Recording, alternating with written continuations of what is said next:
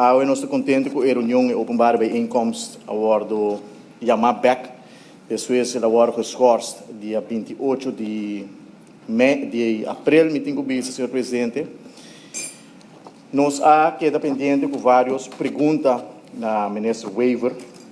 Ela fez uma apresentação de documento que eu trabalhar, que ela chama The Impact of the Reciprocal Tariffs on Aruba, que me diz o impacto de tarifa na of decisão que eu tomar na América, de tarifa na que eu imponir para diferentes países, que tem impacto para a nossa economia.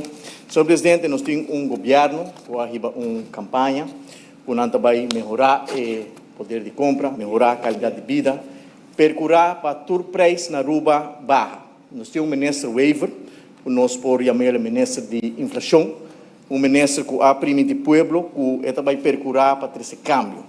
Ela visa durante esse período de campanha, especialmente que o frigideira na Aruba está baixo, que ela percurar para a água frigideira está bem.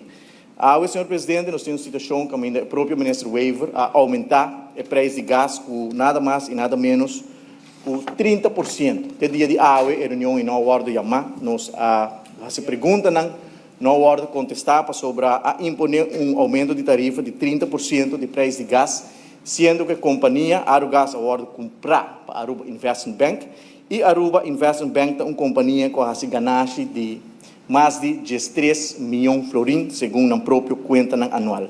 Nós temos uma situação na Aruba, senhor presidente, explosivo de aumento de preço. Preço de leite, que tem canasta básico, a subir com 10%. Preço de coffee, que tem canasta básico, a subir com mais de 10%. Preço de carne, de pia de galinha, a subir com 30%. Preço de gasolina, a subir. Preço de gás, agora aumentar para o ministro Waiver com 30%, e nós sentimos que nós temos um ministro de inflação que também cruzado. Passou ela bem parlamento dia 28 de abril, e ela disse a nós, ela pediu parlamento, deu-lhe tempo, passou o dia aí, apenas tem 60 dias de governo, que é ter tempo para preparar um plano. Senhor presidente, esse aqui é o único ministro que não pode pedir parlamento esse.